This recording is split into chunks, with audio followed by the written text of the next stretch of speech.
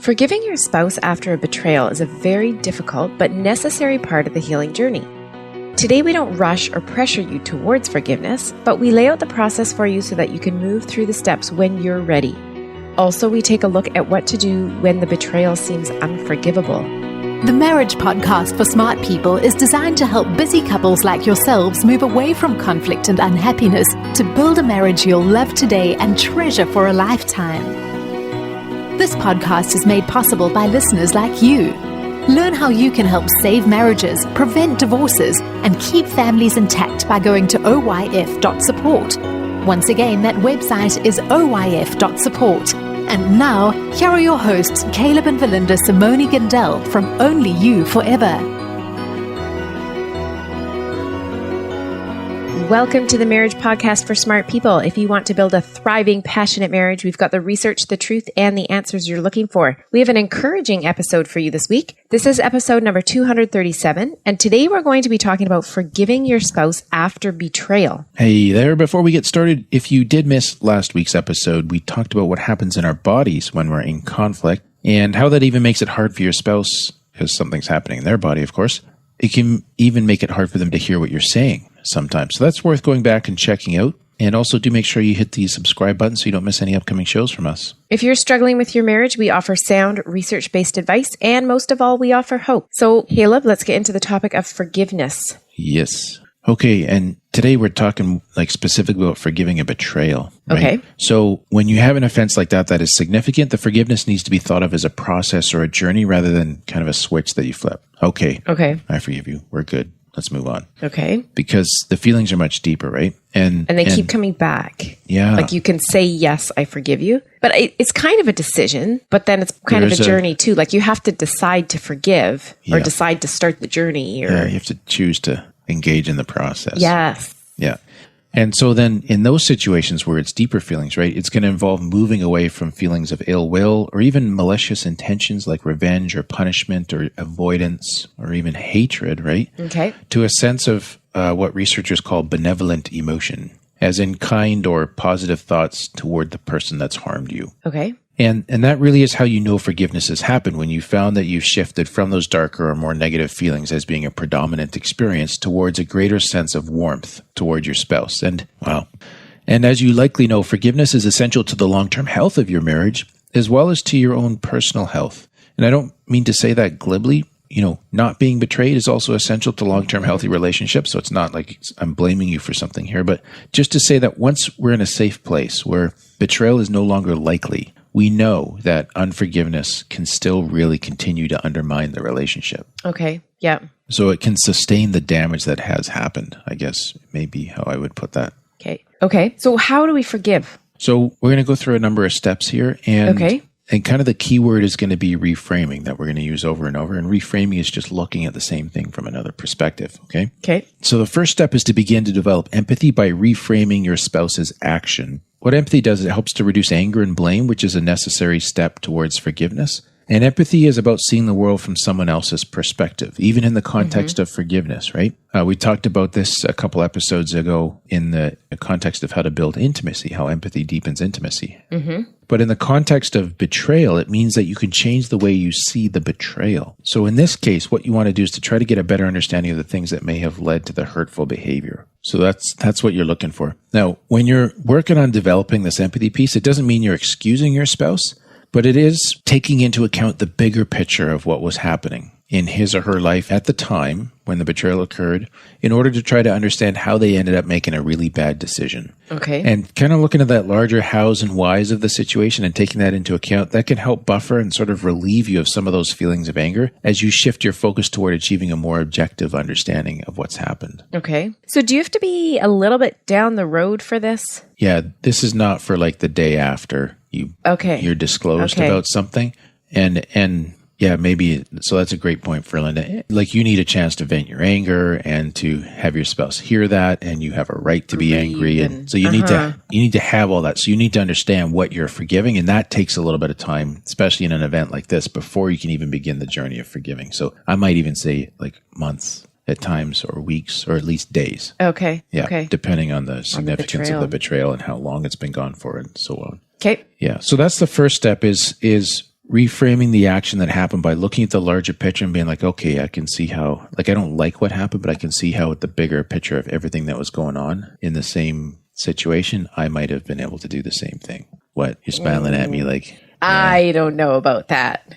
That's, yeah. What are you objecting to? Because if someone's betrayed you, like it's hurt you so badly, so to turn around and be like, oh yeah, I could have done the same thing. Well, you're saying that quite glibly, and I'm intending this to be more like an empathic process of, had I walked in your shoes to that point, and would I expect to make a better decision?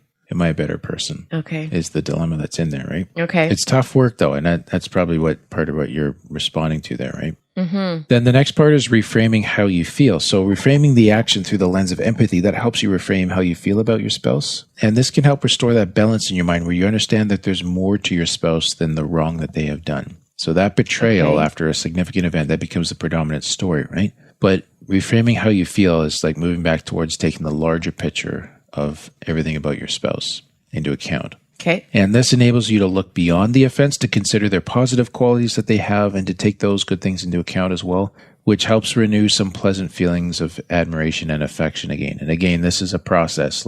And often what happens here is folks do this a little bit, and then they immediately clamp down and pull back, because if I start feeling good about you, I'm making myself vulnerable again, right? So or I'm telling you it's okay. That's more the argument you hear. Yeah. Or I hear. Okay. The part that I wanted to bring out there though was if I don't keep you sort of in trouble, then you'll think you're off the hook, and you might go do that again, and I'll get hurt again. Mm-hmm. So unforgiveness sometimes acts as a safety mechanism, or the perception of being a safety mechanism of protecting you from the repetition of the behavior, right? I think I was trying to say the same thing, but gotcha. Awesome. Yeah. So that is a component there as well. And then the next thing is to reframe as well how you see yourself. So it's also helpful during the process of forgiveness to remember that you, as the offended spouse, have also done things that required others to forgive you. And when we remember that we have wanted and needed forgiveness, it helps us to take our place it takes us out of the place of not only seeing ourselves as the victim, but that, there's been times when we've been the perpetrator too. Okay. Right? Yeah. And that's a very helpful point brought out by a researcher called Worthington. And we'll come back to his stuff a little bit towards the end today.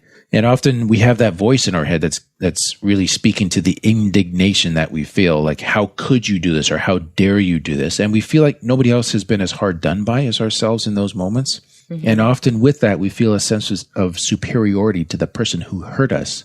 Or even like we have the corner on suffering and pain. So you can almost get some identity stuff coming into these betrayed moments that's hard to parse out, right? Yeah. Like, how do you balance this and like not rating the wrong?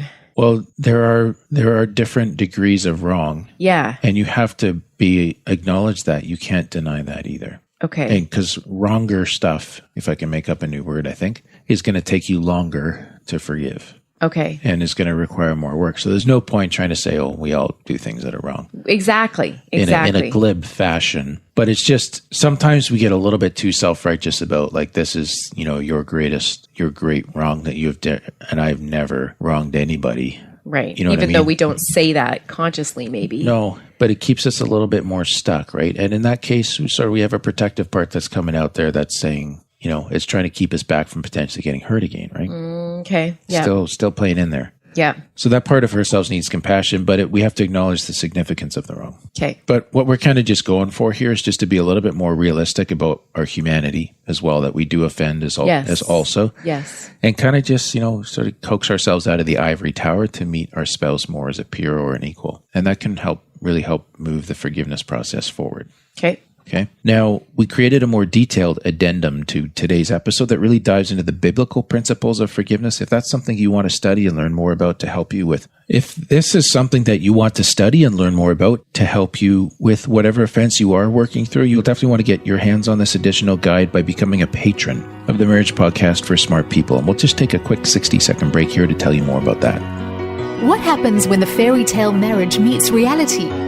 Too often, high expectations lead to disappointment, communication breaks down, and the struggles of day-to-day life become overwhelming, leaving you feeling lost and without hope.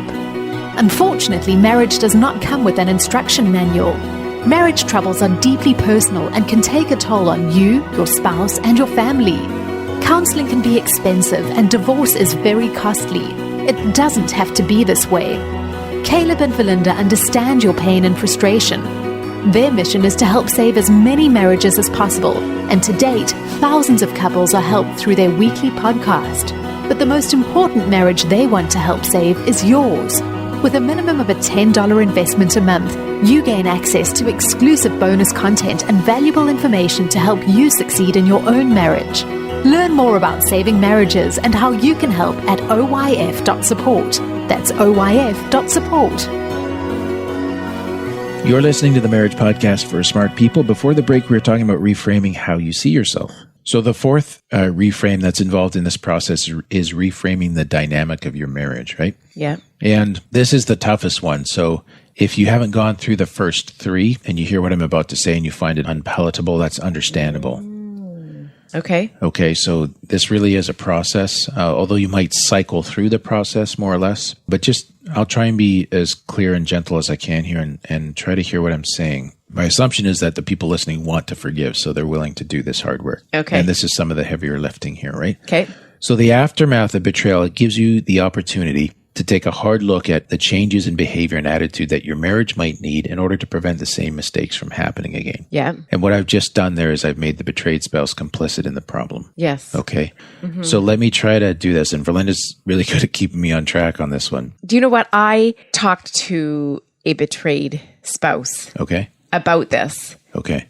And it was like, well, I certainly hope I didn't add to the problem or whatever. And I think what you're saying, though, is if you haven't gone through the first three to reframe how you feel and reframe the action, to reframe how you see yourself, to go straight to this would be like... Yeah, take a hike. Yeah. Yeah, yeah. And this still doesn't put you at fault for what happened. Right. It was still their decision. They still made the wrong choice. They made that entirely on their own. Okay? Okay. But what happens here is the offending spouse... Yeah, I just want to make sure I have that right. The offending spouse will need to open themselves up to exploring how and why they got to a place where they could betray you as the betrayed spouse in this way. Mm-hmm. But on the betrayed side, you would need to open up yourself to your own role in the dynamic of the marriage that may have somehow contributed to making the offense possible. And ideally, you'll both want to recognize that the partnership you have cannot continue on the same terms as it did before the betrayal. So that might be a better, like a more approachable way of looking at this, right? And so part of this for the offended or the betrayed spouse can involve reminding yourself that you are ultimately a team, and people that we consider to be part of the team are easier to forgive than those that we see as outsiders. So there's a mental reframe there, right? That comes with this part of the package. And so you may absolutely want to avoid your spouse while you're hurting, but could you consider making a small effort to continue doing some things together or going some places together? Perhaps like a family outing if you have children, or serving in some way together in your local church. And it's hard to do because initially you feel like you're faking it, right? But those moments of just being willing to have a little bit of that team experience again, it helps you rebuild that sense of togetherness as you restructure your marriage. And yeah, it's going to be a bit of you're going to have to push yourself at the start. Like, this is hard work, right? But it's part of the necessary work of coming back together as a unit. So you don't think that that's like faking it, like putting on a show to others that nothing's What wrong? I'm hoping is that the part that the couple knows is that they're wanting to rebuild their sense of team. They do want to do this work. They want to be healed. Okay. Right. And so there may be times in your experience where, as you're going through this journey, not everybody has the right to know what's going on in your lives. They haven't earned that privilege. Yeah. And you may just have to put the front on because they haven't earned that privilege. And it sucks. Right. Okay. And hopefully there's other places where you can be vulnerable and other people that you are vulnerable with. So that's kind of what gets seen from the outside. But on the inside, I would hope that the couple is able to hold on to this idea that we're rebuilding and we need to start fostering team, even if we don't feel like being team us, right? Okay. Does that make sense? Yeah, I think so. Okay. Right. It's just not the most palatable, I don't think. Oh, no, it's tough. Yeah. Yeah. It's not tough. Like this is going to be easy, like, oh, we'll just put on a smile and go, on a family outing. I mean, I think that would be better in some ways, right? Because your kids are part of the team too. I don't know, but to go do something public, that would be really, really hard. It is hard. And I think I've seen it where they fake it. Like they want people to think that they have a great marriage when they don't. Right. Yeah. I don't know. Well, there is the being real thing, and we're all about that in therapy too. But sometimes I come back to the fact that not every environment can receive that reality. Right. And what you said, like people haven't earned the right to know. Some people have or not. Some people haven't. No, and they may not be a safe community to be that way. You know what I mean? Yeah. Okay. So it's a tough one. Yeah. Okay. Okay. So then the final section here that I want to talk about is what if the betrayal seems unforgivable? And this is where I come back to Worthington and some of his stuff. That's very helpful, right? So a betrayal event can cause symptoms of trauma to appear. We talked about betrayal trauma in episode 212. Mm-hmm. It's something we work with quite a bit when we're helping couples to heal from infidelity or other kinds of betrayal disclosures.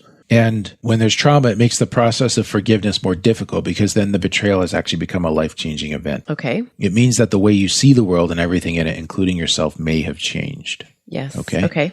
And in the aftermath of that level of hurt, you may feel less secure in your marriage. You may feel less secure about yourself or your self-worth and less secure about the trustworthiness of others generally. It's like if I can't trust the safest person in my life or who I thought was safest, who can I trust, right? Okay. This is the shaking, kind of the ground shaking traumatic part. Okay. Now, Worthington makes the very helpful point, and he's a Christian forgiveness researcher, by the way, who studied the topic for years and then one day received a call from the police that his mom's home had been broken into and she'd been shot for like $200 or something like this. Wow. And they had also violated her body on the way out. Kind of thing. So he not only has studied forgiveness, but he had to do the work through it. Yeah. Yeah. So anyways, Worthington makes a very helpful point that even in these experiences, it can help if we begin to change the way that we tell our story. So we want to work towards making the story less hopeless, less pessimistic. So even if you may have felt in the midst of the betrayal that life was cruel and everything was worthless, today you can acknowledge that this is not entirely the case. And he really breaks this down into small parts. So try to find one more thing today that you can love about your spouse or your life together. And that's just one more thing than the day before. And every bit of mental progress here is a step towards healthy thinking and a healthy view of the world where your trauma is part of your experience, but it doesn't define all of it. So it's just starting to restore that balance that, you know what, there's still goodness in some places. And you just kind of start building that back sort of one brick at a time. So your trauma isn't you. Like it's something you've experienced. Yeah, you don't want it to become defining. But it's not all of you. Yeah. And it also gives permission to take sort of a bit-by-bit forgiveness or approach to forgiving your spouse's betrayal.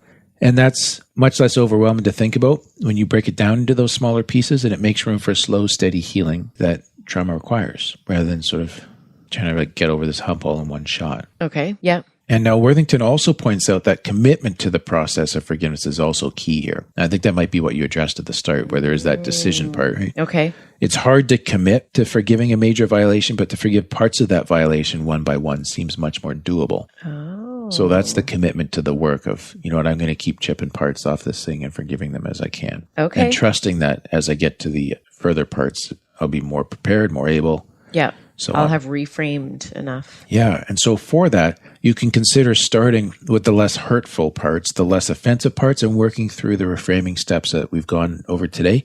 And then as you begin to overcome those parts, the larger ones will seem more approachable because you've really kind of developed that forgiveness muscle. I hesitate to ask you, but like, can you give example? Here's like, what's less hurtful or less offensive about a betrayal?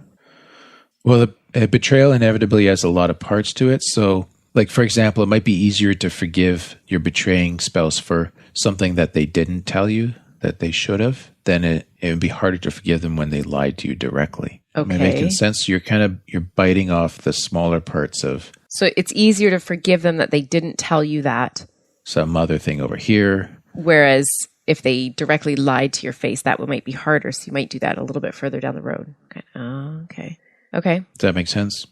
I think so. Like you'd really have to break it down. Like I think it would be hard to actually differentiate those two things rather than just have the lump sum of betrayal, massive, absolutely black hole. Yeah. The thing that keeps bouncing around in my head, even as we're talking about this, is that there's some guy out there who's eaten a Cessna, a small like two-seat aircraft. He ate it? He ate the whole airplane, like one tiny piece at a time. That cannot be healthy. No. I think it was just to get in the World Records book or something like this. So, but that's kind of the idea, right? Is like you're really breaking this thing down small. So, I mean, if you want to eat a Cessna today, that's not going to happen. Mm-hmm. But just kind of breaking these big challenges down into little parts. Wow. And starting with the gentler parts. Like I'd probably start with the seat cushions and stuff, right? Not the engine. Yeah. Oh, wow. Okay. So, there's no doubt that forgiveness is a very difficult task in many circumstances, but if you're committed to doing the work, you can find your way through the process. People have amazing power to forgive. And it does require empathy, and it requires breaking things down into those smaller pieces. And as always, if you'd like one of our therapists to help you with this process, it is work that we do with individuals and with couples all the time, and we'd be honored to be part of your journey too. We have several of our team members that can help you with this. And so if you're looking for that help, just feel free to reach out to us through our website at onlyyouforever.com. Okay. Well, thank you to CH and Lindsay, who became patrons between this recording and our previous one. We appreciate all your support, every one of you patrons. So thank you. And we have an iTunes review, Caleb. Yeah. From CCBDPM. Information is outstanding. Who is that announcer? My husband and I recently separated, and I've been devouring this info to learn more about myself. It's because of this podcast that I opted for a therapeutic separation instead of divorce. I really enjoy and appreciate the content and production value. And then the reviewer left us some feedback on our voiceover or our announcer who does the intro, the mid-roll, and the outdo, which we will take into consideration. And then he says, thanks for a great show. So thank you for that 5-star review, CCBDPM. Okay. And next week. Yeah. Next week, we're talking about how you can work with your spouse's betrayal trauma. Oh, wow. Okay. Yeah. So quite often, if you're the betrayer and you know you've done this, you've created this trauma in your spouse, it's really hard to figure out how to respond to that. Okay. So next week, we're talking about male privilege in marriage, how that shows up. That's an interesting one. Yeah. Yeah, that will be. Good challenge for myself, too. Will this, get me all fired up, do you think? It's going to fire up that feminist streak in you for sure. It's going to be an awesome episode. Alrighty. Well, that is all for today's episode. You can get the full show notes at oif.link/237. Find out how you can help. Go to oif.support. Thanks, and we'll see you next week. The Marriage Podcast for Smart People is totally funded by listeners who support Caleb and Valinda in their mission to save marriages. If you would like to be part of this worthy cause, open your web browser to oyf.support. A minimum investment of $10 per month will help restore hope to married couples. Plus, as a patron, you'll gain access to exclusive bonus content and valuable information to help you succeed in your own marriage. Go to the website oyf.support now for more information. Thanks for listening to the Marriage Podcast for Smart People from Only You Forever.